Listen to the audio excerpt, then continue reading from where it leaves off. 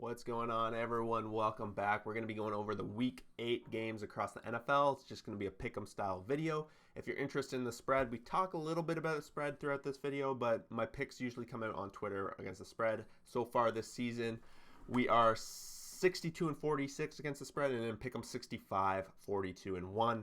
That one's going to haunt me the rest of the season. It was first week, of course, there was a tie in Pickem.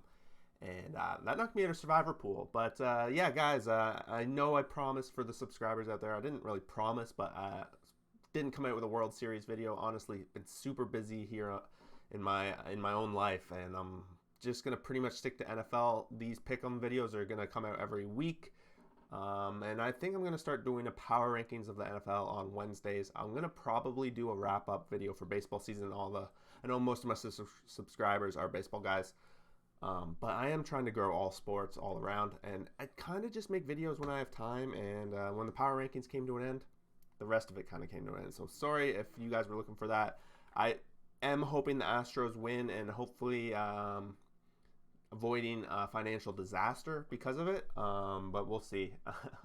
I think I'm referring to a video that I might make in the future. Anyways, guys, stepping into Week 8, we have the Sunday kicking off with a London game, Jacksonville hosting the Broncos. This one is going to be a close game, and it's two teams that are kind of in the same territory overall. The Broncos obviously doing much worse than we had expected them to do at the start of the season. Pretty much a disaster for them. Jaguars maybe exactly where most people thought they would be. I think I'm going to pick the Jags in this one to win.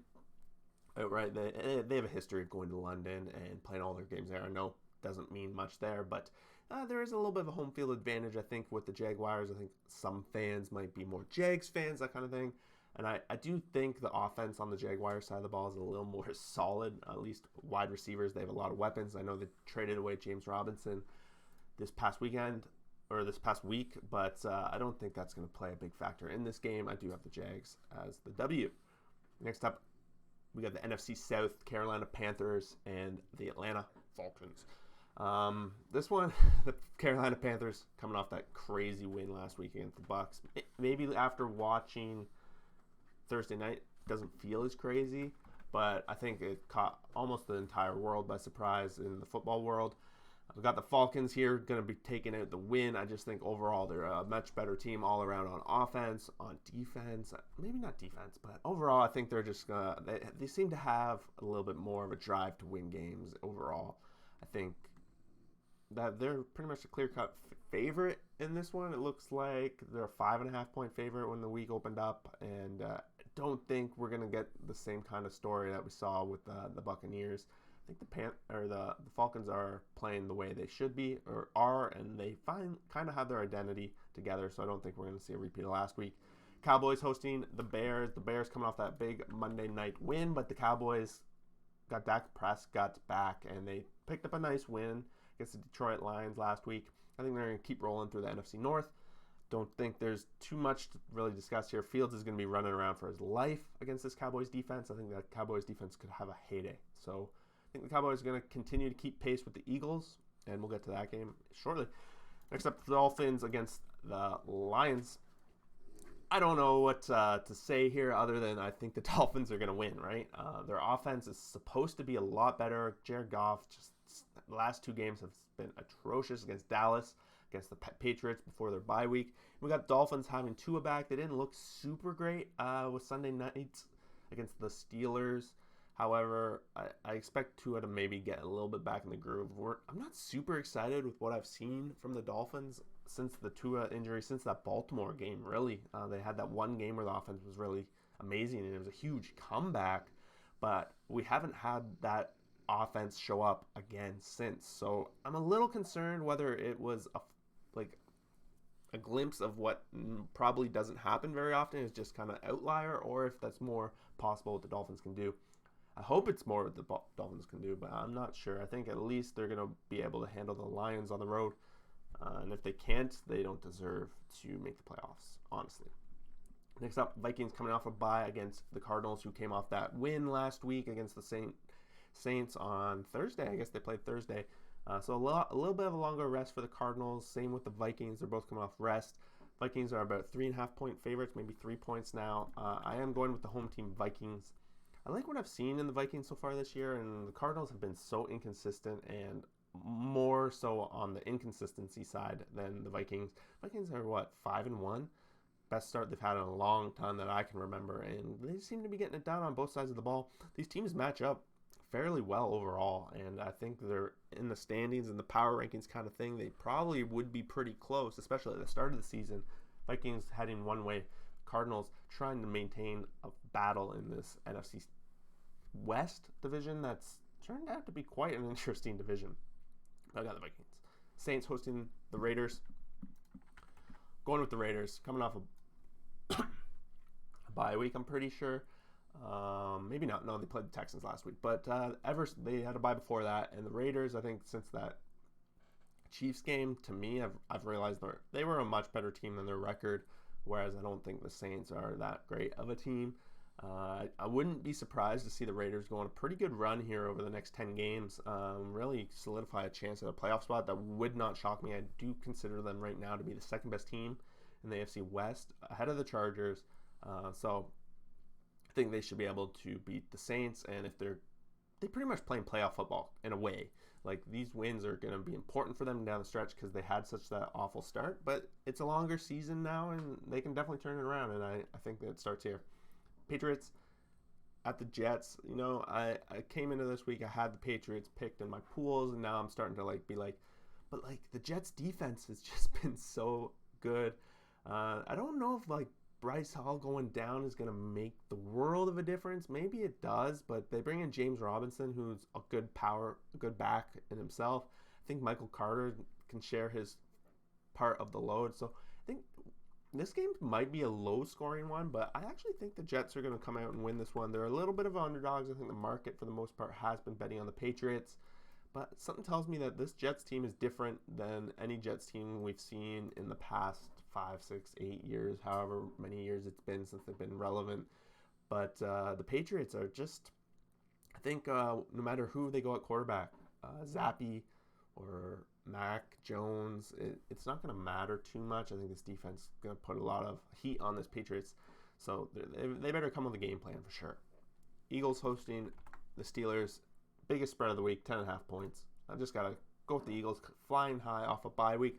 I think normally this could be a letdown spot had they not had the bye week, but they've had this extra time to prepare for it. TJ Watt coming back, so there's going to be a lot of hype around that.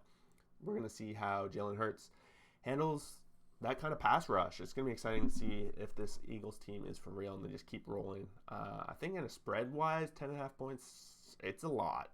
Definitely against a TJ Watt style of defense, but I don't know if the Steelers are going to be able to score on this Eagles. So we could very well see a 20-3 game, 20-7, and then in that case we could see the spread being covered. So I'm interested to see how this game plays out other than just in that form. I expect the Eagles to win. Next up, Texans.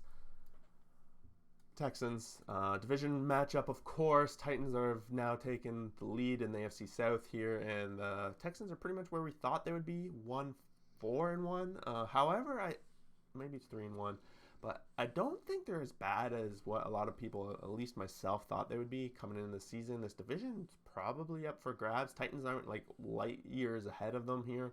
I just think they're a little they're ahead of them in terms of talent, in terms of experience, and in terms of division record. All that a little bit ahead of them. I think Titans get a little bit of a lead here, and they kind of just run it out and coast to a win. It might end being a pretty close game, but I don't think really it'll be too close. Next up, we have Sam Ehlinger starting for the Colts. So Matt Ryan's out. So we got both backups technically coming in here, and we're not going to see Wentz get his rematch against the Colts. But I got the Colts. I think the defense is going to be able to hold them. Jonathan Taylor, they have the weapons a little bit more. I have no idea what Sam Ehlinger is going to be like. I keep having to look over to even see what his name is. So that's a little bit of a question mark. But honestly, the fact that Matt Ryan can't scramble worth a damn, I expect it not to be a downgrade at the very least, right? Not a downgrade.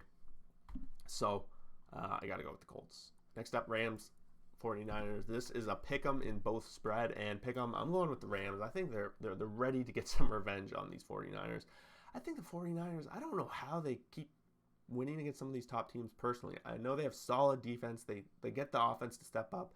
Just Garoppolo just keeps friggin' doing untimely turnovers. I think the Rams are going to be more ready this week. They're coming off that bye week for themselves. So it's a pick 'em game. They're at home. I picked them last time when they were dogs. I got to pick them again here, pretty much. Giants, Seahawks, both these teams have been outperforming what expectations were, I think, from the market as a general. I'm not as sold on the Seahawks being there as I am the Giants. I still don't believe they're both as good as their record personally, but the Giants, I just like their all-around offense. Daniel Jones being capable of running, Barkley having a monster year. It seems like the wide receivers, there's no like big names like stepping up and being like they're the number one guy, but they seem to be able to all spread the ball, and all these guys can make timely plays. Kind of reminds you of the Super Bowl. I almost said World Series. Kind of reminds you of the Super Bowl back then, but yeah, I got Giants here. Next up, we got Bills coming off a bye week themselves against the Packers, who have just been struggling all around. They're at home.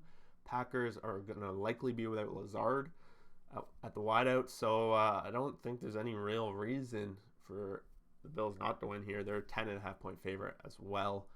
Rodgers, at the end of the day, any given day, Rodgers could pull out a win, but I don't see it being possible. I don't even know how Green Bay is going to score a lot of points.